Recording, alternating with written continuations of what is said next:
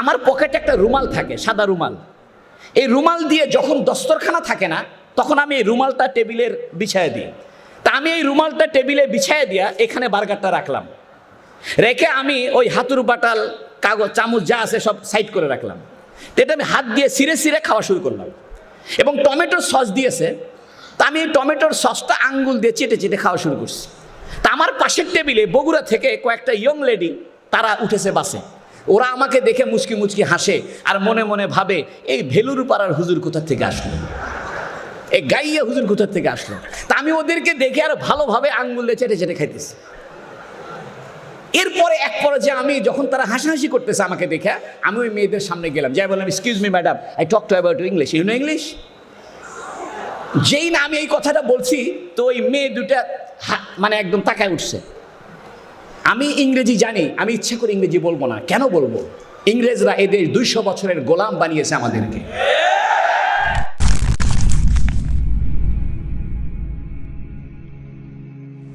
ঐতিহ্যবাহী দ্বীনি মার্কাজ মাদ্রাসাতুল মদিনা বগুড়ার আয়োজনে আপনার জন্য ইসলাম কেন প্রয়োজন শীর্ষক ইসলামী সম্মেলন 2024 এর সম্মানিত সভাপতি বিদগ্ধ আলেমে দ্বীন আমার অনুজ প্রতিম আল্লামা মুফতি মনোয়ার হোসেন এবং আজকের প্রধান আলোচক শেখ আহমদুল্লাহ সাহেব, হযরত ওলামায়ে কেরাম, আমার সামনে বসা দ্বীন পিপাসু বেরাদারানে ইসলাম এবং আমার মা ও বোনেরা, আজকের আলোচ্য বিষয় হলো আপনার জন্য ইসলামী শিক্ষা কেন প্রয়োজন। এ বিষয়ের আলোচনার পূর্বে আমাদেরকে ইসলামী শিক্ষা এটা কি? ইসলামী শিক্ষা মূলত শিক্ষাটাই ইসলামী। ইসলামের বাইরে মূলত কোনো শিক্ষা নেই। ইসলাম যেহেতু জীবনব্যাপী, ইসলাম যেহেতু মানুষের নেচারের সঙ্গে সম্পৃক্ত, ফিতরাতের সঙ্গে সম্পৃক্ত, স্বভাবের সঙ্গে সম্পৃক্ত, এজন্য ইসলামী শিক্ষাটাই মূলত শিক্ষা, বাকিগুলো পেশা। যেমন ইঞ্জিনিয়ারিং লেখাপড়া, এটা বাবুই পাখিও জানে। বাবুই পাখি তাল গাছে বাসা বনে, সে কোনো বুয়েট চুয়েট খুয়েট রুয়েটে পড়াশোনা করেনি, কিন্তু এত চমৎকার করে তাল গাছে বাবুই পাখি বাসা বাঁধে, এটা অনেক ইঞ্জিনিয়ার সাহেবের কাছেও এটা কষ্টকর হবে। এজন্য ইঞ্জিনিয়ারিং পড়াশোনা বা ডাক্তারি বিদ্যা এটা মৌলিক বিদ্যা নয়, কারণ চিকিৎসা শাস্ত্র এটা পশু পাখিও জানে। আমি যখন দেওবন্দ মাদ্রাসায় পড়তাম ভারতের, তখন আমরা যে বিল্ডিংয়ে থাকতাম, এই বিল্ডিংয়ের পাশে একটা গাছ ছিল। এই গাছে অনেকগুলো বানর থাকতো। তা আমরা আমাদের গোসলের পরে কাপড় চোপড় ওই ছাদের উপরে শুকাইতে, আমরা মাদ্রাসার হোস্টেল থেকে দেখছি যে কি হয়। পরে দেখলাম অন্য একটা বানর দৌড় দিয়ে একটা জঙ্গলের ভিতর থেকে একটা গাছের পাতা মুখে করে চাবায়া চাবায় নিয়ে আসলো এবং হাতের মধ্যে নিয়ে যে বানরটা পায়ে আঘাত পেয়েছে ওই জায়গায় ওই বানরটা ওই গাছের পাতা চিবানোর পরে লাগিয়ে দেওয়ার পরে অসুস্থ বানরটা সুস্থ হয়ে গেল। তো বানরের চিকিৎসা কে করলো? বানরে করেছে। বঙ্গোপসাগরে কোনো মেডিকেল কলেজ নাই, সুন্দরবনের ভিতরে কোনো মেডিকেল কলেজ নাই, এবং কোনো পশু পাখি তাদের বাসস্থান নির্মাণের জন্য ভিন্ন কোনো পড়াশোনা শিখতে হয় না। কিন্তু মানুষের জন্য রান্না বান্নার পড়াশোনা শিখতে হয়। আমাদের মা বোনরা আছেন, তারা ইউটিউব ঘেটে ঘেটে কিভাবে কেক তৈরি করবেন, কিভাবে খাবার বানাবেন, এই ধরনের পড়াশোনা করেন। আমি খুব সংক্ষেপে বলছি, পড়াশোনা মূলত ইসলামিক। ইসলামিক পড়াশোনাটা কাকে বলে? ইসলামী পড়াশোনার মৌলিক 4টে বৈশিষ্ট্য। প্রথম বৈশিষ্ট্য হলো, ইসলাম যেহেতু জীবন ঘনিষ্ঠ, ইসলাম যেহেতু জীবনব্যাপী, এজন্য ইসলামের লেখাপড়াটা সামগ্রিক। মানব জীবনের যত পর্যায় হতে পারে, যত সমস্যা আসতে পারে, যত পরিস্থিতি সৃষ্টি হতে পারে, প্রত্যেকটা পরিস্থিতিতে প্রত্যেকটা সমস্যার সমাধানে, প্রত্যেক করণীয় বিষয়ের দিক নির্দেশনায়, প্রত্যেক বর্জনীয় বিষয়ের দিক নির্দেশনায় ইসলাম পূর্ণাঙ্গ দিক নির্দেশনা দিয়েছে। একটা মানুষের জন্ম থেকে মৃত্যু পর্যন্ত যা যা করতে হতে পারে, একটা মানুষের জন্ম থেকে মৃত্যু পর্যন্ত যত বিষয় সামনে আসতে পারে, প্রত্যেকটা বিষয়ে হুজুর সাল্লাল্লাহু আলাইহি সাল্লাম আমাদেরকে দিক নির্দেশনা দিয়েছেন। আপনি ঘুম থেকে ওঠার পর থেকে নিয়ে আবার রাত্রিবেলায় ঘুমিয়ে পড়া পর্যন্ত কি কি করতে হবে, প্রত্যেকটা বিষয়ে আপনি হুজুর সাল্লাল্লাহু আলাইহি সাল্লাম থেকে দিক নির্দেশনা পাবেন। এমন সুন্দর দিক নির্দেশনা হুজুর সাল্লাল্লাহু আলাইহি সাল্লাম ছাড়া অন্য কোনো মানুষ দিতে পারেনি। আপনি ঘুম থেকে উঠে কি করবেন, এটা নবীজি বলে গেছেন। আপনি ওয়াশরুমে যাবেন, কিভাবে যাবেন, নবী বলে গেছেন। আপনি বাম পাটা আগে দিবেন, বের হওয়ার সময় ডান পাটা আগে দিবেন। আপনি জুতা পায়ে দেওয়ার সময় কি করবেন, এটাও নবীজি বলে গেছেন। অর্থাৎ আপনি আপনার পারিবারিক জীবনে, ব্যক্তিগত জীবনে, সামাজিক জীবনে, রাষ্ট্রীয় জীবনে, অর্থনৈতিক জীবনে, যুদ্ধকালীন সময়ে, স্বামী স্ত্রীর ব্যাপারে, বাচ্চাদের লালন পালনে, পশু পাখির সঙ্গে আচরণে, গাছপালার সঙ্গে আপনার দৃষ্টিভঙ্গির ব্যাপারে, আবহাওয়ার সঙ্গে আপনার দৃষ্টিভঙ্গির ব্যাপারে, আপনার পোশাক আশাকের ব্যাপারে, আপনার খাদ্যের ব্যাপারে, আপনার ভাষার ব্যাপারে, আপনার কালচারের ব্যাপারে, আপনার সংস্কৃতির ব্যাপারে, আপনার তাহজিব তামাদ্দুনের ব্যাপারে, মানব জীবনের এমন কোনো প্রসঙ্গ নাই যে প্রসঙ্গে মুহাম্মদ সাল্লাল্লাহু আলাইহি সাল্লাম কোনো দিক নির্দেশ দিয়ে যায় নাই। বরং হুজুর সাল্লাল্লাহু আলাইহি সাল্লাম মানব জীবনের সব সমস্যার সমাধানে উনি উত্তম সমাধান পেশ করেছেন। এই জন্য হুজুর সাল্লাল্লাহু আলাইহি সাল্লাম কেন্দ্রিক শিক্ষা ব্যবস্থা, এটা ইসলামী শিক্ষা। ইসলামী শিক্ষা ভিন্ন কোনো শিক্ষা নয়। আমরা ইচ্ছা করে ডিভাইডেড করে ফেলেছি। ইসলামী শিক্ষাটাই জীবন ঘনিষ্ঠ শিক্ষার নাম ইসলামী শিক্ষা। আপনি কাপড় তৈরি করবেন, টেক্সটাইল করবেন, এটা ইসলামী শিক্ষার অন্তর্ভুক্ত। কারণ কাপড় তৈরি করার বিষয়গুলোকে হযরত আইয়ুব আলাইহিস সালাম সৃষ্টি করেছেন। আপনি যুক্তিবিদ্যার পড়াশোনা করবেন, ইদ্রিস আলাইহিস সালাম করেছেন। আপনি চিকিৎসা বিজ্ঞানের বিষয় কাজ করবেন, ঈসা আলাইহিস সালাম করেছেন। আপনি জাহাজ সম্পর্কে কাজ করবেন, এটা নূহ আলাইহিস সালাম করেছেন। অর্থাৎ মানব জীবনের প্রত্যেকটা বিষয়ে এমন কোনো প্রসঙ্গ নেই যে প্রসঙ্গে হুজুর সাল্লাল্লাহু আলাইহি সাল্লাম আপনাকে দিক নির্দেশনা দিয়ে যান নাই। এটা হলো হুজুর সাল্লাল্লাহু আলাইহি সাল্লামের জীবনের একটা প্রধানতম বৈশিষ্ট্য। এই বৈশিষ্ট্য অন্য কোনো নবীর মাঝে নেই। এক নাম্বার, আমি আপনাকে চ্যালেঞ্জ করে বলে যাই, আপনি শুধু বলবেন যে হুজুর আমার এই জীবনের এই প্রসঙ্গে আমি নবীজির কাছ থেকে কোনো দিক নির্দেশনা পাচ্ছি না, পাবেন না। হয়রাস আপনি যদি এতিম হন, আপনার মনে দুঃখ যে আমি এতিম, আমার বাবা মা ইন্তেকাল করেছেন, কোনো সমস্যা নাই। আপনি হুজুর সাল্লাল্লাহু আলাইহি ওয়াসাল্লামের দিকে তাকাবেন, হুজুর সাল্লাল্লাহু আলাইহি ওয়াসাল্লাম এতিম ছিলেন। পৃথিবীর সমস্ত এতিম মানুষ নবীজির দিকে তাকালে তার এতিম হওয়ার দুঃখ ভুলে যাবে। আপনার গায়ে জামাটা তালি দেওয়া, জামাটা ছিঁড়ে গেছে, আপনি মনে কষ্ট পাচ্ছেন, সমস্যা নাই। হুজুর সাল্লাল্লাহু আলাইহি ওয়াসাল্লামের দিকে তাকাবেন, হুজুর সাল্লাল্লাহু আলাইহি ওয়াসাল্লামের জামাও ছেঁড়া ছিল। আপনি নতুন জামা গায়ে দিয়েছেন, কোনো সমস্যা নাই, হুজুর সাল্লাল্লাহু আলাইহি ওয়াসাল্লাম নতুন জামা গায়ে দিয়েছেন। আপনি অসুস্থ হয়েছেন, সমস্যা নাই, হুজুর সাল্লাল্লাহু আলাইহি ওয়াসাল্লাম অসুস্থ হয়েছেন। স্ত্রীর সঙ্গে আপনার ভুল বুঝাবুঝি হয়েছে, সমস্যা নাই, হুজুর সাল্লাল্লাহু আলাইহি ওয়াসাল্লামের সঙ্গে আয়েশা সিদ্দিকার ভুল বুঝাবুঝি হয়েছে। অর্থাৎ মানুষের জীবনে যত রকমের ক্রাইসিস হতে পারে, যত রকমের সমস্যা হতে পারে, যত রকমের পরিস্থিতি সৃষ্টি হতে পারে, যত রকমের অবস্থা সৃষ্টি হতে পারে, যত রকমের কাজ করতে হতে পারে, প্রত্যেক কাজের ব্যাপারে, প্রত্যেক পরিস্থিতির ব্যাপারে, প্রত্যেক সমস্যার সমাধানে, প্রত্যেক সৎ কাজের ব্যাপারে, প্রত্যেক করণীয় কাজের ব্যাপারে, প্রত্যেক বর্জনীয় কাজের ব্যাপারে হুজুর সাল্লাল্লাহু আলাইহি সাল্লাম আমাদেরকে একটা পরিপূর্ণ জীবন আদর্শ উপহার দিয়েছেন। এই কথাই আল্লাহ পাক কোরআনে বলেছেন, লাকাদ কানা লাকুম ফি রাসূলিল্লাহি উসওয়াতুন হাসানা ইন্নাকা লাআলা খুলুকিন আযীম। আমার সময় কম, আমি খুব সংক্ষেপে চারটে বিষয় বলবো। এক নাম্বার, হুজুর সাল্লাল্লাহু আলাইহি সাল্লামের জীবন মানব জীবনের সঙ্গে সামগ্রিক জীবন। মানব জীবনের এমন কোনো প্রসঙ্গ নাই যে প্রসঙ্গে হুজুর সাল্লাল্লাহু আলাইহি সাল্লামের দিক নির্দেশনা নেই, এক নাম্বার। দুই নাম্বার, হুজুর সাল্লাল্লাহু আলাইহি সাল্লাম যে বিষয় দিক নির্দেশনা দিয়েছেন এটা অপূর্ণাঙ্গ দেননি, এটা পরিপূর্ণ দিয়েছেন। অর্থাৎ আমি একটা এক্সাম্পল দিই, আমি দুবাই গিয়েছিলাম। তো দুবাইতে কিছু মার্কেট আছে, এগুলোকে বলে হাইপার সুপার মার্কেট। এই মার্কেটে আপনি সব কিছু পাবেন। এক পাশে তরি তরকারি পাবেন, আরেক পাশে ঔষধ পাবেন, আরেক পাশে অর্নামেন্টস পাবেন, এক পাশে খেলাধুলা জিনিস পাবেন, আরেক পাশে ক্রোকারিস পাবেন, আরেক পাশে কাপড় চোপড় পাবেন, আরেক পাশে বই খাতা পাবেন, আরেক পাশে কলম পাবেন, আরেক পাশে চশমা পাবেন, আরেক পাশে জুতা পাবেন। অর্থাৎ মানুষের জীবনে যা যা প্রয়োজন সমস্ত প্রয়োজনীয় বিষয়ের সামগ্রীকে নিয়ে একটি দোকান সাজানো হয়েছে। আপনি যদি এই দোকানে ঢুকেন তাহলে এই দোকান থেকে অন্য কোনো দোকানে আপনাকে যাইতে হবে না। এটাকে বলে হাইপার সুপার মার্কেট, 12 তলা 14 তলা 20 তলা একটা মার্কেট। তা আমাদের নবী মুহাম্মদ সাল্লাল্লাহু আলাইহি ওয়াসাল্লাম হলেন হাইপার সুপার নবী। আপনি যদি হুজুর সাল্লাল্লাহু আলাইহি সাল্লামের 63 বছরের জীবনটা জেনে যেতে পারেন তাহলে আপনাকে আর কোনোদিন কোনো সময় অন্য কোনো মনীষীর দিকে তাকাইতে হবে না। এই জন্য আমি আপনাদেরকে বলবো হুজুর সাল্লাল্লাহু আলাইহি সাল্লামকে জানতে হবে, এটাই ইসলাম।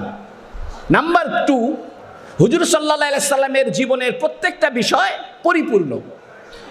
তিনি এমন কোন আচরণ অর্ধেক করে যাননি। তিনি যুদ্ধ বিষয়ে যুদ্ধ করেছেন, পরিপূর্ণ সমর নীতি উনি প্রতিষ্ঠা করেছেন। উনি ব্যবসা করেছেন, পরিপূর্ণ ব্যবসা নীতি উনি প্রতিষ্ঠা করেছেন। রাষ্ট্র চালিয়েছেন, পরিপূর্ণ রাষ্ট্র ব্যবস্থা তিনি প্রতিষ্ঠা করেছেন। তিনি বিবাহ করেছেন, পরিপূর্ণ বৈবাহিক জীবনের নিয়ম নীতি উনি প্রতিষ্ঠা করেছেন। অর্থাৎ হুজুর সাল্লাল্লাহু আলাইহি সাল্লামের 1 নম্বর বৈশিষ্ট্য হলো মানব জীবনব্যাপী নবীজির জীবন আদর্শ। প্রত্যেকটা মানুষের জীবনের সব বিষয়ের সমাধান হুজুর সাল্লাল্লাহু আলাইহি সাল্লাম দিয়েছেন। নাম্বার 2, যে সমস্যার সমাধান নবীজি দিয়েছেন এটা পরিপূর্ণ দিয়েছেন, অর্ধেক নয়। 3 নাম্বার, হুজুর সাল্লাল্লাহু আলাইহি সাল্লামের যে শিক্ষা ব্যবস্থা এটা ঐতিহাসিক সূত্রে আমরা প্রাপ্ত হয়েছি। হুজুর সাল্লাল্লাহু আলাইহি সাল্লামের জীবন, সিরাত, আদর্শ এটা মাঝখানে ভাটা পড়েনি যে হুজুর সাল্লাল্লাহু আলাইহি সাল্লামের জীবনের কিছু অংশ ল্যাপস হয়ে গেছে, হুজুর সাল্লাল্লাহু আলাইহি সাল্লামের জীবনের কিছু অংশ স্ক্রিপ্ট হয়ে গেছে, এটা বাতিল হয়ে গেছে বা এটা খুঁজে পাওয়া যাচ্ছে না, এমন হবে না। পৃথিবীতে কোনো নন মুসলিম তারা তাদের নবীর সঙ্গে হিউম্যান চেইনের সিলসিলা দেখাইতে পারবে না। অর্থাৎ কোনো একজন নন মুসলিমকে যদি বলা হয় যে মিথ্যা বলা মহাপাপ, সে বলবে রাইট, মিথ্যা বলা মহাপাপ। তা আপনি কোথায় শিখেছেন? সে বলবে বই পড়ে শিখেছি। আমি যদি বলি যে মিথ্যা বলা মহাপাপ, এই কথাটা আপনি ঈসা আলাইহিস সালাম পর্যন্ত একটা সূত্র অনুযায়ী আমাকে বলেন। কোনো একজন ইহুদিকে যদি আমি বলি যে আপনার নবী মুসা আলাইহিস সালাম, এই মুসা আলাইহিস সালামের সঙ্গে আপনি একটা সূত্র অনুযায়ী পরম্পর সূত্রের ধারাবাহিকতায় আপনি নবী পর্যন্ত একটা অথেন্টিকতা, কথার বাস্তবতা প্রমাণ করেন, পারবে না। কিন্তু আমরা এটা পারবো। উম্মতে মুসলিমার ভিতরে যারা আলেম, যারা মুহাদ্দিস, হাদিস চর্চা করেন, আমরা এটা পারবো। যেমন আমি একটা উদাহরণ দিচ্ছি, আমার নাম কাজী ফজলুল করিম। আমি হুজুর সাল্লাল্লাহু আলাইহি ওয়াসাল্লামের জীবন, হুজুর সাল্লাল্লাহু আলাইহি ওয়াসাল্লামের হাদিস পেয়েছি আমার উস্তাদ আল্লামা শাহ ইসহাক আল গাজী রহমতুল্লাহর কাছ থেকে। তিনি পেয়েছেন হুসাইন আহমদ মাদানী রহমতুল্লাহর নিকট থেকে। তিনি পেয়েছেন শাইখুল হিন্দ মাহমুদুল হাসান দেওবন্দির নিকট থেকে। তিনি পেয়েছেন কাসেম নানুতুবিয়া রশিদ আহমদ গঙ্গির নিকট থেকে। তিনি পেয়েছেন শাহ আব্দুল গনির কাছ থেকে। তিনি পেয়েছেন শাহ ইসহাকের কাছ থেকে। তিনি পেয়েছেন শাহ আব্দুল আজিজ মুহাদ্দিসে দেহলভির নিকট থেকে। তিনি পেয়েছেন শাহ অলিউল্লাহ দেহলভির নিকট থেকে। তিনি পেয়েছেন শাহ আবু তাহের মাদানী আল কুরদির নিকট থেকে। তিনি পেয়েছেন ইব্রাহিম আল কুরদির নিকট থেকে। তিনি পেয়েছেন আহমদ আল কুশারির নিকট থেকে। তিনি পেয়েছেন আহমদ সিন্নাবির নিকট থেকে। তিনি পেয়েছেন মোহাম্মদ রামালি থেকে। তিনি হাদিস পেয়েছেন জাকারি আনসারির নিকট থেকে। তিনি পেয়েছেন আহমদ আসকালানির নিকট থেকে। তিনি পেয়েছেন ইব্রাহিম তানুখির নিকট থেকে। তিনি পেয়েছেন আহমদ আল হাজ্জারের নিকট থেকে। তিনি পেয়েছেন হুসাইন ইবনুল মোবারকের নিকট থেকে। তিনি পেয়েছেন আবুল ওয়াক সেঞ্জারির নিকট থেকে। তিনি পেয়েছেন আব্দুর রহমান আদ দাউদের নিকট থেকে। তিনি পেয়েছেন আবদুল্লাহ সারুখসির নিকট থেকে। তিনি হাদিস পেয়েছেন মোহাম্মদ বিন ইউসুফ আল ফারবারির কাছ থেকে। তিনি হাদিস পেয়েছেন ইমাম বুখারীর নিকট থেকে। ইমাম বুখারী হাদিস পেয়েছে হুমায়দের নিকট থেকে। হুমায়দে হাদিস পেয়েছে সুফিয়ান ইবনে উয়াইনার নিকট থেকে। সুফিয়ান ইবনে উয়াইনা হাদিস পেয়েছে ইয়াহইয়া বিন সাঈদ আল আনসারীর নিকট থেকে। তিনি হাদিস পেয়েছে মুহাম্মদ বিন ইব্রাহিম আত-তাইমির নিকট থেকে। তিনি হাদিস পেয়েছেন আলকামা বিন ওয়াক্কাস আল-লাইসি থেকে। তিনি হাদিস পেয়েছেন ওমর বিন খাত্তাব রাদিয়াল্লাহু আনহু থেকে। আর তিনি হাদিস পেয়েছেন মুহাম্মদুর রাসূলুল্লাহ সাল্লাল্লাহু আলাইহি ওয়াসাল্লাম থেকে। এই যে হুজুর সাল্লাল্লাহু আলাইহি ওয়াসাল্লামের সঙ্গে আমাদের একটা সিলসিলাগত সম্পর্ক, আমাদের একটা পরম্পর সূত্রের সম্পর্ক, এই সম্পর্কটা পৃথিবীতে কোনো ধর্মের মানুষের কাছে নেই। এজন্য হুজুর সাল্লাল্লাহু আলাইহি ওয়াসাল্লাম কেন্দ্রিক যে ইসলামী শিক্ষা, এই শিক্ষাটা একদল আলেম ধরে রেখেছেন। এজন্য আপনাদের আলেমদের সঙ্গে সম্পৃক্ততা রাখতে হবে। আপনাদেরকে যারা পুঁথিগত লেখাপড়া করেছে, একাডেমিক লেখাপড়া করেছে, তাদের সঙ্গে আপনাদের সম্পর্ক রাখতে হবে। একজন ডাক্তার কখনো ইঞ্জিনিয়ার হয় না, কোনো ইঞ্জিনিয়ার কখনো ডাক্তার হয় না। যিনি উকিল হন তিনি কখনো ডাক্তার হন না।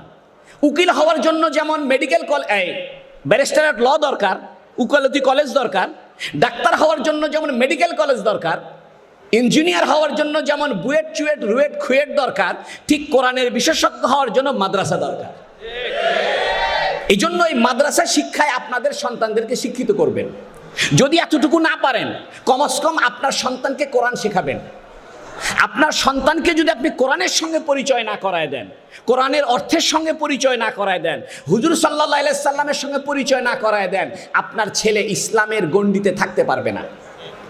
আজকে শিক্ষা ব্যবস্থার যে দৈন্যদশা, আমি এটা বলতে চাই না, আজকে পরিকল্পিতভাবে আমাদের শিক্ষা ব্যবস্থাকে যেভাবে ধ্বংস করা হচ্ছে, এখন সময় এসেছে যে আপনার সন্তানকে আপনি যদি ইসলামে রাখতে চান, আপনার সন্তানকে যদি ইমানদার রাখতে চান, তাহলে বাসায় আপনার কোরআনের পরিবেশ কায়েম করতে হবে। আপনাকে কোরআনের অনুবাদ শিখতে হবে। আপনি কোরআন তেলাওয়াত করবেন, এটা সওয়াবের কাজ, কিন্তু কোরআনের অর্থটা জানতে হবে। বাসায় হুজুর সাল্লাল্লাহু আলাইহি সাল্লামের জীবনটা আলোচিত হতে হবে। আমি আরেকটা কথা বলে শেষ করব। হুজুর সাল্লাল্লাহু আলাইহি সাল্লামের জীবনটা হলো বাস্তবমুখী। অর্থাৎ হুজুর সাল্লাল্লাহু আলাইহি সাল্লাম জীবনে যত কথা বলেছেন, জীবনে যত কাজকর্ম করেছেন, জীবনে যত বিষয়ে সমর্থন দিয়েছেন, প্রত্যেকটা কাজকর্ম, প্রত্যেকটা কথাবার্তা, প্রত্যেকটা বিষয়ের সমর্থন এখনো পৃথিবীতে আমলি রূপে চালু আছে।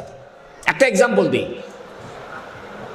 মদিনা শরীফে আপনারা গেলে দেখবেন একামত হওয়ার পরে আজানের আগে দিয়ে মানুষ মিসওয়াক করতেছে। দেখেছেন আপনারা? যারা হজে গেছেন দেখেছেন। আল্লাহ আপনাদের সবাইকে হজ করার তৌফিক দান করুন। মদিনা শরীফে মসজিদে নববীতে যখন নামাজ শুরু হচ্ছে, তখন কিছু মানুষ পকেট থেকে মেসওয়াক বের করে মেসওয়াক করে পকেটে রেখে আল্লাহু আকবার বলতেছে। আমরা কিন্তু নামাজের আগে মেসওয়াক করি না, আমরা মেসওয়াক করি অজুর আগে। এখন বুখারী শরীফে দুইটা হাদিস আছে। কিছু হাদিস থেকে বোঝা যায় যে মেসওয়াকটা করতে হবে অজুর পূর্বে, কিছু হাদিস থেকে বোঝা যায় মেসওয়াকটা করতে হবে নামাজের পূর্বে। এখন দুইটা হাদিস দুই রকম। যদি আপনি অজুর পূর্বে মেসওয়াক করেন, তাহলে নামাজের পরে আর মেসওয়াক করতে হচ্ছে না। আর যদি নামাজের পূর্বে মেসওয়াক করেন, তাহলে অজুর পূর্বে মেসওয়াকের কাজটা হচ্ছে না। আল্লাহ পাক করেছেন কি, আমাদের নবীকে জীবন্ত নবী বানিয়েছেন, অর্থাৎ কর্মগতভাবে জীবন্ত। হুজুর সাল্লাল্লাহু আলাইহি সাল্লাম সারা জীবনে যত কাজ করেছেন, প্রত্যেকটা কাজ কেউ না কেউ আমল করে দেখাচ্ছে। হাদিসে নাভির নিচে হাত বাঁধার কথা আছে, বুকের উপরে হাত বাঁধার কথা আছে, আমিন জোরে বলার কথা আছে, আমিন আস্তে বলার কথা আছে। পৃথিবীর সবাই যদি আমিন আস্তে বলে, জোরে বলবে কে? সবাই যদি জোরে বলে, সবাই আস্তে বলবে কে? এজন্য পৃথিবীতে আল্লাহ পাক হুজুর সাল্লাল্লাহু আলাইহি সাল্লামের জীবনের প্রত্যেকটা প্রসঙ্গ, প্রত্যেকটা কথা, প্রত্যেকটা আমল, প্রত্যেকটা আচরণ পৃথিবীতে এখন আমলি রূপে জীবিত রেখেছেন। হুজুর সাল্লাল্লাহু আলাইহি সাল্লামের কোনো কথা মিউজিয়ামে রাখা হয়নি। আপনি দেখাইতে পারবেন না যে হুজুর সাল্লাল্লাহু আলাইহি ওয়াসাল্লামের এই হাদিসটা কেউ আমল করে না, এই হাদিসের উপর আমল উঠে গেছে, আপনি এটা দেখাইতে পারবেন না। হুজুর সাল্লাল্লাহু আলাইহি ওয়াসাল্লামের জীবনের প্রত্যেকটা হাদিসের উপরে, প্রত্যেকটা কথার উপরে উম্মতের একটা না একটা অংশ আমল করতেছে। কেউ জোরে আমিন বলতেছে, কেউ আস্তে বলতেছে, দুটাই ঠিক আছে। কেউ বুকে হাত বাঁধতেছে, কেউ নাভির নিচে হাত বাঁধতেছে, দুটাই ঠিক আছে, দুটাই হাদিসে আছে। এই সমস্ত ছোট ছোট বিষয় নিয়ে আমরা যদি দ্বন্দ্বে লিপ্ত হই, ঝগড়ায় লিপ্ত হই, তাহলে আমাদের ঐক্য থাকবে না। আর আমাদের ঐক্য যখন বিনষ্ট হবে, তখন কাফের মুশরিক আমাদের উপরে চেপে বসবে। এই জন্য সময় এসেছে আমাদের ঐক্যের। আমাদের ঐক্যটা বড় দরকার। একটা বাংলায় কথা আছে, বৈচিত্র্যের মাঝে ঐক্য। বৈচিত্র্যের মাঝে যে ঐক্য, এটাকে ফিরিয়ে আনতে হবে। আপনি যে মাসলাকের হন, আপনি যে মাযহাবের হন, আপনি যে পথের হন না কেন, আপনি তো মুসলিম। কিন্তু আমরা করছি কি, সামান্য বিষয়ে একজনের সঙ্গে আমার মত পার্থক্য হলে আমি তাকে কাফের ফতোয়া দিয়ে দিচ্ছি, আমি তাকে নাজায়েজ বলে দিচ্ছি, আমি তাকে বাতিল বলে দিচ্ছি। এটা করবেন না। আমি বলতে চাইছিলাম, হুজুর সাল্লাল্লাহু আলাইহি ওয়াসাল্লামের জীবনের মৌলিক বৈশিষ্ট্য চারটা, ঠিক ইসলামী শিক্ষার মৌলিক বৈশিষ্ট্য চারটা। যেহেতু হুজুর সাল্লাল্লাহু আলাইহি ওয়াসাল্লাম আর কোরআন শরীফ এপিট ওপিট। আম্মাজান আয়েশা সিদ্দিকা রাদিয়াল্লাহু আনহাকে জিজ্ঞেস করা হয়েছে, মা খুলুকু মুহাম্মদ, মুহাম্মদ সাল্লাল্লাহু আলাইহি ওয়াসাল্লামের চরিত্র কেমন ছিল? আয়েশা সিদ্দিকা রাদিয়াল্লাহু আনহা বলেছেন, খুলুকু আল কোরআন, কোরআনুল কারীম হলো মুহাম্মদ সাল্লাল্লাহু আলাইহি ওয়াসাল্লামের চরিত্র। কোরআনুল কারীম হলো লিখিত একটা কিতাব, আর এই কিতাবের চলমান দৃশ্যমান ব্যবস্থা হলো মুহাম্মদ সাল্লাল্লাহু আলাইহি ওয়াসাল্লাম। মুহাম্মদ সাল্লাল্লাহু আলাইহি ওয়াসাল্লামকে বাদ দিয়ে কোরআন হবে না, কোরআন বাদ দিয়ে মুহাম্মদ সাল্লাল্লাহু আলাইহি ওয়াসাল্লাম হবে না। মুদ্রার এপিট ওপিট, মুদ্রার এক পিঠে কোরআন আর এক পিঠে মুহাম্মদ সাল্লাল্লাহু আলাইহি ওয়াসাল্লাম। এই জন্য দুইটা জিনিস আমাদেরকে ধরতে হবে, বুঝতে হবে, আঁকড়ে ধরতে হবে। নবী আলাইহিস সালাম বলেছেন, মুয়াত্তা মালিক কিতাবে রয়েছে, তারাকতু ফিকুম আমরাইন, আমি তোমাদের মাঝে দুটি জিনিস রেখে গেলাম, লান তাদিল্লু, তোমরা কখনো পথভ্রষ্ট হবে না, মা তামাসসাকতুম বিহিমা, যতদিন ওই দুইটা জিনিস ধরে রাখবে, আল কিতাব আল্লাহ ওয়া সুন্নতি, নবীজি বলেছেন আমার আল্লাহর কিতাব কোরআনুল কারীমকে ধরে রাখবা, আর আমার আদর্শ সুন্নত মুহাম্মদ সাল্লাল্লাহু আলাইহি ওয়াসাল্লামের জীবন আদর্শকে ধরে রাখবা।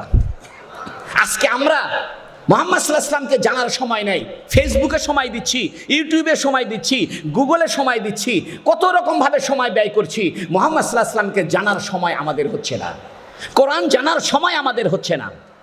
আজকে আপনারা অনেকে ইয়ং ম্যান, আপনাদেরকে দেখে আমার মজা লাগছে, সেটি হলো আজকে যদি আপনার কোনো প্রেমিকা আপনাকে একটা ইংরেজিতে চিঠি লেখে যে my dear friend, I hope you are happy life, I love you, তা আপনি এই চিঠি যদি পড়তে না জানেন তাহলে তো প্রেম হবে না। আপনি প্রেম করতে চাইলে প্রেমিকার চিঠিটা পড়তে জানতে হবে, এবং প্রেমিকা কি বলছে এটা আপনাকে জানতে হবে। আল্লাহ পাক আপনার সঙ্গে ভালোবাসা করার জন্য একটা প্রেমের চিঠি দিয়েছেন, এই প্রেমের চিঠিটার নাম হলো কোরআনুল কারীম। আলিফ লাম মিম যালিকাল কিতাবু লা রাইবা ফীহ, আল্লাহ বলছেন এটি একটি মহাগ্রন্থ নয়, এটি একটি চিঠি। কিতাব শব্দের অর্থ আরবিতে চিঠিও ব্যবহার হয়, কিতাব শব্দের অর্থ যে কোনো লিখিত বিষয়কে আরবিতে কিতাব বলে। আল্লাহ পাক বলছেন যালিকাল কিতাব, এটা একটা ভালোবাসার চিঠি, লা রাইবা ফীহ, এই চিঠিতে কোনো ভুল নাই, কোনো ভ্রান্তি নাই। ও যুব সমাজ, তুমি তো প্রেম করো, এই প্রেমের ভিতরে জুয়া চুরি আছে।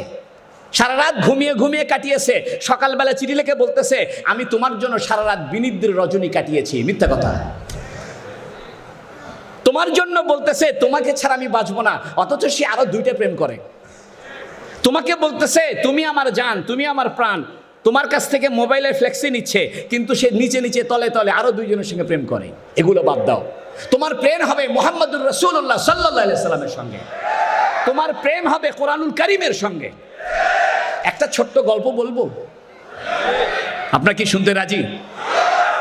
1988, আমি তখন 10ম শ্রেণীর ছাত্র। তো বগুড়াতে একটা গাড়ি ছিল,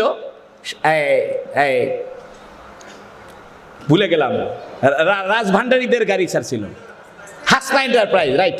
হাসনা এন্টারপ্রাইজের নতুন এসি এয়ার কন্ডিশন বাস চালু করেছে। তা আমি চিন্তা করলাম আমি একটু এয়ার কন্ডিশন বাসে চড়ে ঢাকায় যাব। আমি তখন চট্টগ্রাম পড়াশোনা করি, মেখল মাদ্রাসায়। আমি একটু আগে থেকে একটু মানে ভালো খাইতে ভালো পড়তে পছন্দ, তা আমি ওই বাসটাতে উঠলাম। তো উঠার পরে বাসটা গিয়ে থামলো হোটেল অ্যারিস্টোক্রেটের সামনে। আপনারা সিরাজগঞ্জ রোডের মোড়ে পার হলেই হাতের ডান পাশে একটা হোটেল আছে, নাম কি? Hotel aristocrat. তা বাসটার ভিতরে আমি একাই পাগড়িওয়ালা, আর সবাই গলায় টাই দিয়ে আছে, সব শিক্ষিত, আমি একমাত্র হুজুর। তা আমি যখন ওই হোটেলে ঢুকলাম, তো হোটেলের ম্যাসিয়ার আমাকে বলতেছে হুজুর আপনি কি খাবেন, আর অন্য সবাইকে বলতেছে স্যার প্লিজ স্যার কি সার্ভ করব। তাকে বলতেছে স্যার কি সার্ভ করব, আমাকে বলতেছে হুজুর কি খাবেন। মানে ভাবখানা এমন, আমি ইংরেজি জানি না। তো ওইখানে লেখা আছে chowmein, wonton, burger, chicken Thai soup, chicken corn soup, এগুলো সব লেখা আছে। তাই বললাম আমাকে একটা বার্গার দাও আর একটা চাউমিন দাও। তো বার্গারটা কি? একটা বনরুটি, মাঝখানে একটা টিকিয়া কাবাব, লেটুস পাতা, উপরে একটা বাঁশের লাঠি। তো ওইখানে কাঁটা চামচ দিয়েছে, আপনার চাকু দিয়েছে, হাতুর বাটাল, বহু কিছু দিয়েছে। তো আমাকে দেখা মেসিয়ার আমাকে খুব একটা রেসপেক্ট করতেছে না। তারা চিন্তা করে যে হুজুর মানুষ এত দামি হোটেলে কেন আসবে। আমার পকেটে একটা রুমাল থাকে, সাদা রুমাল। এই রুমাল দিয়ে যখন দস্তরখানা থাকে না, তখন আমি এই রুমালটা টেবিলের বিছায় দিই। তা আমি এই রুমালটা টেবিলে বিছায় দিয়া এখানে বার্গারটা রাখলাম, রেখে আমি ওই হাতুর বাটাল, কাগজ, চামচ যা আছে সব সাইড করে রাখলাম। এটা আমি হাত দিয়ে সিরে সিরে খাওয়া শুরু করলাম। এবং টমেটোর সস দিয়েছে, তা আমি এই টমেটোর সসটা আঙ্গুল দিয়ে চেটে চেটে খাওয়া শুরু করছি। তা আমার পাশের টেবিলে বগুড়া থেকে কয়েকটা ইয়ং লেডি তারা উঠেছে বাসে। ওরা আমাকে দেখে মুচকি মুচকি হাসে, আর মনে মনে ভাবে এই ভেলুর পাড়ার হুজুর কোথা থেকে আসলো, এই গাইয়া হুজুর কোথা থেকে আসলো। তা আমি ওদেরকে দেখে আর ভালোভাবে আঙ্গুল দিয়ে চেটে চেটে খাইতেছি। এরপরে এক পর্যায়ে আমি যখন তারা হাসাহাসি করতেছে আমাকে দেখে, আমি ওই মেয়েদের সামনে গেলাম, যাই বললাম excuse me madam, I talk to about English, you know English. যেই না আমি এই কথাটা বলছি, তো ওই মেয়ে দুটা মানে একদম তাকায় উঠছে। আমি ইংরেজি জানি, আমি ইচ্ছে করে ইংরেজি বলবো না। কেন বলবো? ইংরেজরা এদের 200 বছরের গোলাম বানিয়েছে আমাদেরকে। ইংরেজরা আমাদের বাংলা শিখবে, একজন মুসলিম সে আরবিতে কথা বলবে। আপনার বাচ্চাকে আপনি থ্যাংক ইউ শেখাবেন না, আপনার বাচ্চাকে আপনি শেখাবেন জাযাকাল্লাহ। আপনার বাচ্চাকে আপনি ওয়েলকাম শিখাবেন না, আপনার বাচ্চাকে শিখাবেন শুকরান জাযাকাল্লাহ। আপনার বাচ্চাকে আপনি শুভেচ্ছা স্বাগতম শিখাবেন না, শেখাবেন মারহাবা। আপনার বাচ্চাকে ইসলামী শব্দে পরিচিত করেন। আপনি আপনার বাচ্চাকে ধরে রাখতে পারবেন না, এই বাচ্চা আপনার জন্য কাল হবে। আপনি পিএইচডি করার জন্য বিদেশে পাঠাচ্ছেন, আপনার মৃত্যুর পরে তো ছেলেটা 3 দিন পরে আসবে, জানাজাও পড়তে পারবে না। ছেলেটাকে আয়াতুল কুরসি শিখান নাই, জীবনে আপনার জন্য দোয়াটা করতে পারবেন না। এত কেরিয়ার পিছনে ছুটিয়েন না, এই কেরিয়ার আমাদেরকে ধ্বংস করেছে। দিনকে মোকাদ্দাম করেন, ধর্মটাকে আগে রাখেন, দুনিয়াটাকে পিছনে রাখেন, কেরিয়ারকে পিছনে রাখেন। মুহাম্মদ সাল্লাল্লাহু আলাইহি ওয়াসাল্লাম ইসলাম, আমল, ঈমান, তৌহিদ এগুলোকে সামনে রাখেন। তা আমি যখন ওই মেয়েটার কথা মনে আছে তো, আমি মেয়ে দুটাকে বললাম এক্সকিউজ মি, তো যখন আমি বলছি আর কিছু বলতেছে না, তাই আমি বললাম ম্যাডাম মনে কিছু করবেন না, আমি একজনের প্রেমে পড়েছি তাই আমার এই অবস্থা। তা আমাকে বলতেছে হুজুররা প্রেম করে নাকি? আমি বললাম দেখেন আমি এমন একজনের প্রেমে পড়েছি, তিনি যখন রোদের ভিতরে যাইতেন একখণ্ড মেঘ তাকে ছায়া দিত। আমি এমন একজনের প্রেমে পড়েছি তার গায়ের মধ্যে মশামাছি বসতো না। আমি এমন একজনের প্রেমে পড়েছি জীবনে কোনোদিন মিথ্যা বলেনি। আমি এমন একজনের প্রেমে পড়েছি পূর্ণিমার চাঁদের চাইতে তার চেহারা উজ্জ্বল ছিল। আমি এমন একজনের প্রেমে পড়েছি যিনি দুঃখীর দুঃখ মোচন করত। আমি এমন একজনের প্রেমে পড়েছি যিনি বিধবার আশ্রয় ছিল। আমি এমন একজনের প্রেমে পড়েছি যিনি অসহায়ের সহায় ছিল। আমি এমন একজনের প্রেমে পড়েছি যার শাফাত ছাড়া আপনি জান্নাত পাবেন না। আমি এমন একজনকে ভালোবাসি যার থুতু মোবারক ছিল সুগন্ধ। আমি এমন একজনের প্রেমে পড়েছি যার গায়ের ঘাম ছিল সুগন্ধ। ওই মুহাম্মদ সাল্লাল্লাহু আলাইহি ওয়াসাল্লাম যেভাবে চলতো, যেভাবে খাইতো, যেভাবে পোশাক গায়ে দিত, যেভাবে কথাবার্তা বলতো, ওই রকম করতে আমার ভালো লাগে। মুহাম্মদ সাল্লাল্লাহু আলাইহি ওয়াসাল্লাম দস্তরখানায় বিছায় খানা খাইতেন, আমি তাই খাবো। মুহাম্মদ সাল্লাল্লাহু আলাইহি ওয়াসাল্লাম টাকলুর উপরে কাপড় পরতেন, আমি তাই পরবো। মুহাম্মদ সাল্লাল্লাহু আলাইহি ওয়াসাল্লাম দাড়ি রাখছেন, আমি দাড়ি রাখবো। মুহাম্মদ সাল্লাল্লাহু আলাইহি ওয়াসাল্লাম মেসওয়াক করেছেন, আমি মেসওয়াক করব। আমার পকেটে মেসওয়াক থাকবে। আপনি এটাকে খাটো করে দেখতে পারেন না। ছোট ছোট সুন্নত আজকে আমরা বাদ দিয়ে ফেলছি, হুজুর সাল্লাল্লাহু আলাইহি ওয়াসাল্লামের আদর্শকে আমাদের জীবনের থেকে দূরে সরিয়ে ফেলছি।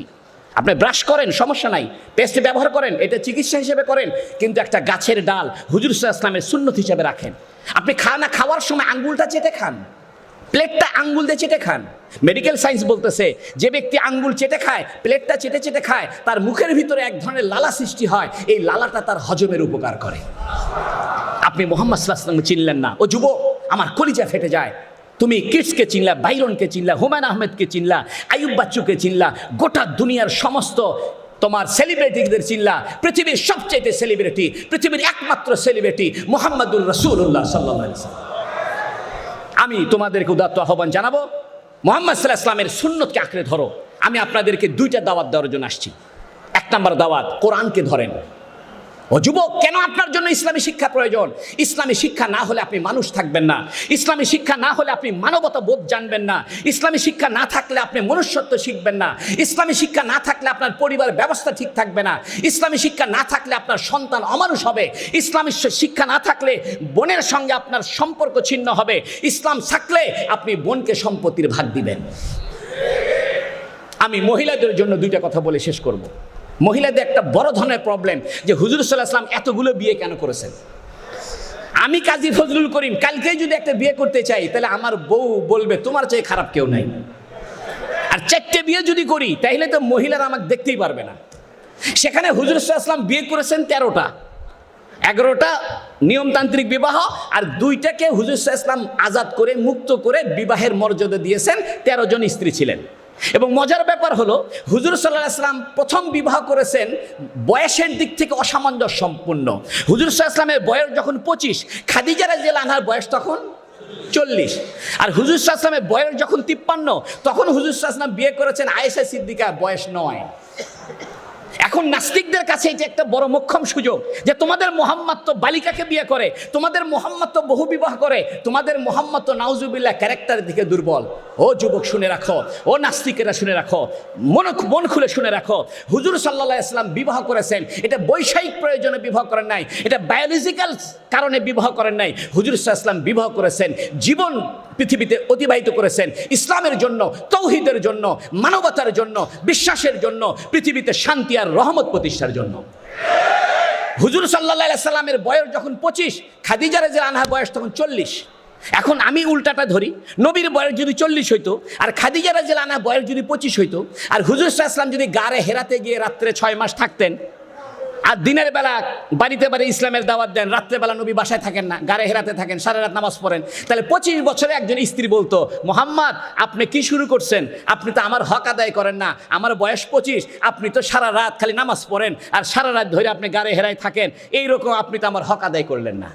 এই জন্য হুজুর সাল্লাল্লাহু আলাইহি ওয়াসাল্লাম 25 বছর বয়সে 40 বছরের একজন বিধবাকে বিয়ে করেছেন, কারণ যাতে হুজুর সাল্লাল্লাহু আলাইহি ওয়াসাল্লামের ইসলাম প্রচারে মহিলাটা সহায়ক হতে পারে, ইসলাম প্রচারে হুজুর সাল্লাল্লাহু আলাইহি ওয়াসাল্লামের স্ত্রীর সান্ত্বনাটা সহায়ক হতে পারে। এই জন্য খাদিজা রাদিয়াল্লাহু আনহা বলছেন, আপনি তো অসহায়ের সহায়, আপনি তো বিধবার সহায়, সমস্ত কাজে হযরত খাদিজা রাদিয়াল্লাহু আনহা হুজুর সাল্লাল্লাহু আলাইহি ওয়াসাল্লাম সহযোগিতা করেছেন। আমাদের স্ত্রীদের, আমাদের মা বোনদের এমন হওয়া উচিত। 2 নম্বর কথা, আয়েশা সিদ্দিকাকে কেন বিয়ে করেন অল্প বয়সে, এটা মহিলাদের বোঝা দরকার। দেখেন, হুজুর সাল্লাল্লাহু আলাইহি ওয়াসাল্লামের সমস্ত স্ত্রী ছিল বয়স্ক বিধবা, কিন্তু হুজুর সাল্লাল্লাহু আলাইহি ওয়াসাল্লামের পারিবারিক জীবনে তো অনেক ব্যাপার আছে। নামাজের পরে রাত্রে ঘুমায় থাকেন, তখন হযরত জিবরাইল ওহী নিয়ে আসে। হুজুর সাল্লাল্লাহু আলাইহি ওয়াসাল্লাম রাত্রে তাহাজ্জুদ পড়েন, কেমনে তাহাজ্জুদ পড়েন, কিভাবে বাথরুমে যান, কিভাবে ঘুমান, এগুলো তো কোনো পুরুষ সাহাবীর পক্ষে জানা সম্ভব না। সম্ভব? হুজুর সাল্লাল্লাহু আলাইহি ওয়াসাল্লাম ইন্টারনাল লাইফ, পারিবারিক ইন্টারনাল লাইফ, রাত্রিকালীন জীবন, স্বামী স্ত্রীর একবারে অন্তরঙ্গ জীবন, এটা তো কোনো আবু হুরায়রার পক্ষে জানা সম্ভব না, এটা তো ইবনে মাসউদের পক্ষে জানা সম্ভব না, এটা তো আব্দুল্লাহ বিন আব্বাসের পক্ষে জানা সম্ভব না। এই জন্য আল্লাহ পাক হুজুর সাল্লাল্লাহু আলাইহি ওয়াসাল্লামকে অল্প বয়সের একটা মেয়ে, 9 বছরের একটা বালিকার সঙ্গে বিবাহের ব্যবস্থা করেছে, যাতে নবীজির ইন্টারনাল জীবনের লক্ষ লক্ষ হাদিস উনি মুখস্থ করে আমাদের কাছে পৌঁছাইতে পারে। হযরত আয়েশা সিদ্দিকার জন্ম না হলে, আয়েশা সিদ্দিকার মতো অল্প বয়সের একজন মেয়েকে হুজুর সাল্লাল্লাহু আলাইহি ওয়াসাল্লাম বিবাহ না করলে আমরা হুজুর সাল্লাল্লাহু আলাইহি ওয়াসাল্লামের পারিবারিক জীবনের কিছুই জানতাম না। লক্ষ লক্ষ হাদিস বর্ণনা করেছেন আয়েশা সিদ্দিকা রাদিয়াল্লাহু আনহা। কোরআন নাজিল হয়েছে আয়েশা সিদ্দিকার লেপের ভিতরে। আয়েশা সিদ্দিকা বলেন, আমি আর হুজুর সাল্লাল্লাহু আলাইহি ওয়াসাল্লাম লেপের ভিতরে থাকতাম, কখনো আমার পা থাকতো নবীর গায়ের উপরে, কখনো নবীর পা থাকতো আমার গায়ের উপরে, এর মধ্যে ওহী এসে নাজিল হইতো। আপনি আয়েশা সিদ্দিকার বিবাহ, আপনি শুধু বয়সের তারতম্য দেখছেন, বিষয় সেখানে না। বিষয় হলো এই উম্মতের জন্য, এই উম্মতের জন্য হুজুর সাল্লাল্লাহু আলাইহি ওয়াসাল্লামের ইন্টারনাল লাইফের পুঙ্খানুপুঙ্খানু বিবরণ আয়েশা সিদ্দিকার মতো একজন ব্রেনি মহিলার দরকার। আয়েশা সিদ্দিকা ছিলেন মোস্ট ব্রেনি মহিলা, মোস্ট ব্রেনি মহিলা। হুজুর সাল্লাল্লাহু আলাইহি ওয়াসাল্লামকে আল্লাহ পাক কুদরতিভাবে হুজুর সাল্লাল্লাহু আলাইহি ওয়াসাল্লাম আল্লাহ ইশারা করিয়া আয়েশা সিদ্দিকার সঙ্গে বিবাহের ব্যবস্থা করেছেন, যাতে হুজুর সাল্লাল্লাহু আলাইহি ওয়াসাল্লামের ইন্টারনাল জীবনের পুঙ্খানুপুঙ্খানু বিষয় আমাদের পর্যন্ত পৌঁছে যায়। এই জন্য হুজুর সাল্লাল্লাহু আলাইহি ওয়াসাল্লাম আয়েশা সিদ্দিকাকে বিয়ে করেছেন, এটা খারাপ কিছু করেননি, বরং এটা দরকার ছিল। আয়েশা সিদ্দিকা রাদিয়াল্লাহু আনহার সঙ্গে যদি হুজুর সাল্লাল্লাহু আলাইহি ওয়াসাল্লাম বিবাহ না হতো, তাহলে আমরা হুজুর সাল্লাল্লাহু আলাইহি ওয়াসাল্লামের প্রাইভেট জীবন জানতে পারতাম না। আরেকটা কথা বলি, হুজুর সাল্লাল্লাহু আলাইহি ওয়াসাল্লামের বহু বিবাহের আরেকটা কারণ, হুজুর সাল্লাল্লাহু আলাইহি ওয়াসাল্লামের একজন স্ত্রী খুব আলাভুলা, যেমন আয়েশা সিদ্দিকা। বুখারী শরীফে আছে, আয়েশা সিদ্দিকা রাদিয়াল্লাহু আনহা আটার ভিতরে পানি দিয়ে খামির বানাইতে, রুটি বানাবে, ঘুমায় যাইতেন, ছাগল আয়েশা আটা খায় চলে যেত, এত আলাভুলা। আবার হাফসা রাদিয়াল্লাহু আনহা হযরত ওমরের কন্যা, একটু গরম আছে। হযরত আবু সুফিয়ানের কন্যা উম্মে হাবিবা, তিনি রাজনৈতিক পরিবারের মহিলা। রায়হানা, তিনি রাজকীয় পরিবারের মেয়ে। সাউদা, তিনি একটু ভারী ভার্জন মহিলা। হুজুর সাল্লাল্লাহু আলাইহি সাল্লাম এই যে 11টা বিবাহ করেছেন, 11টা মহিলার ক্যারেক্টার 11 রকম। উদ্দেশ্য হলো আমরা যারা বিবাহ করব, আমাদের স্ত্রীগুলো হয়তো আয়েশার চরিত্রের সঙ্গে মিলবে, না হয় হাফসার সঙ্গে মিলবে, না হয় রায়হানার সঙ্গে মিলবে, না হয় জুয়াইরিয়ার সঙ্গে মিলবে, না হয় সাউদার সঙ্গে মিলবে, না হয় উম্মে হাবিবার সঙ্গে মিলবে। এই জন্য আল্লাহ পাক হুজুর সাল্লাল্লাহু আলাইহি ওয়াসাল্লামকে অনেকগুলো বিবাহের ব্যবস্থা করেছেন, যাতে হুজুর সাল্লাল্লাহু আলাইহি ওয়াসাল্লাম কোন স্ত্রীর সঙ্গে কেমন ব্যবহার করেছেন, আর আমাদের স্ত্রীরা নবীর কোন স্ত্রীর ক্যারেক্টারের সঙ্গে মিল খায়, নবী ওই স্ত্রীর সঙ্গে যেমন ব্যবহার করেছেন, আমরা আমাদের স্ত্রীর সঙ্গে সেই ব্যবহার করব। এই জন্য হুজুর সাল্লাল্লাহু আলাইহি ওয়াসাল্লামের তো আরো হাজার হাজার বিয়ে করা দরকার ছিল। হুজুর সাল্লাল্লাহু আলাইহি সাল্লামের যদি 1.5 লক্ষ সাহাবী থাকতে পারে, যারা নবীজির আদর্শকে আমাদের কাছে পৌঁছিয়েছে, নবীর ইন্টারনাল জীবন পৌঁছানোর জন্য কমস কম 50,000 স্ত্রীর দরকার ছিল। কারণ নবীর বাহিরের লাইফকে আমাদের কাছে পৌঁছানোর জন্য যদি 1.5 লক্ষ সাহাবীর দরকার হয়, নবীর পারিবারিক জীবনের ব্যবস্থাপনা আমাদের কাছে পৌঁছানোর জন্য 11টা স্ত্রী, 13টা স্ত্রী অনেক কম হয়ে গেছে। আমি সর্বশেষ শেষ করি, আপনাদেরকে আমি উদাত্ত আহ্বান জানাবো, মতপার্থক্য থাকবে, কিন্তু মতপার্থক্যের মাঝে ঐক্য করতে হবে। এটা সময়ের দাবি, এটা ইসলামের দাবি। নাম্বার 2, আপনাকে পড়াশোনা করতে হবে। ইসলাম সর্বপ্রথম বলেছে ইকরা, পড়ো, কিন্তু আমরা পড়ি না। এবং যারাও আমরা বা পড়ি, আমাদের লেখাপড়াটা ফেসবুক নির্ভর পড়াশোনা। এটা বাদ দেন, আপনাকে অথেন্টিক বই পড়তে হবে, অথেন্টিক বই কোরআন শরীফ। আল্লাহ আপনাকে একটা প্রেমের চিঠি দিল, আপনি চিঠি পড়তেই জানলেন না, আল্লাহর সাথে কিভাবে প্রেম হবে আপনার? এই জন্য কোরআনটা তেলাওয়াত শিখতে হবে, কোরআন তেলাওয়াত সহি করে শেখা ফরজ। এরপরে আপনি কোরআনের তাফসীর, কোরআনের তরজমা এটা জানতে হবে, এবং হুজুর সাল্লাল্লাহু আলাইহি ওয়াসাল্লামের কমপ্লিট লাইফ, 63 বছরের জীবন, এটা আপনাকে জানতে হবে, এবং হুজুর সাল্লাল্লাহু আলাইহি ওয়াসাল্লামের সাহাবায়ে কেরামের জীবন আপনাকে জানতে হবে। যদি এগুলো আমরা না জানি, তাহলে আমাদের জীবনটা গোছানো হবে না, আমাদের জীবনটা এলোমেলো হয়ে যাবে।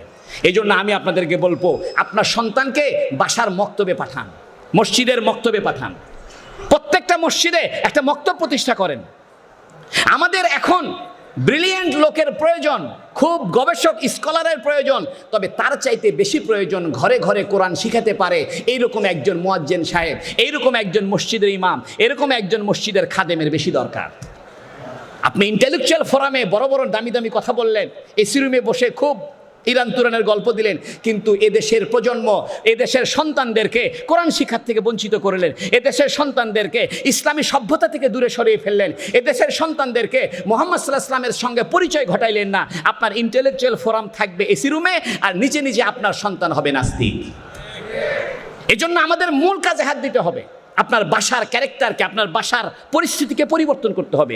বাড়িতে ঢোকার সময় সালাম দিয়ে ঢুকবেন, বের হওয়ার সময় সালাম দিয়ে বের হবেন, যেন আপনার বাড়ির পরিবেশটা ইসলামী পরিবেশ হয়, আপনার আচরণ কথাবার্তা যেন ইসলামী হয়। আল্লাহ আমাদেরকে তৌফিক দান করুক বলে আমি আর কথা বাড়াবো না, আমার কথা খুব ধৈর্য সহকারে আপনারা শুনেছেন, এই জন্য আপনাদেরকে অসংখ্য মোবারকবাদ। জাযাকাল্লাহু তাআলা খায়রাল জাযা।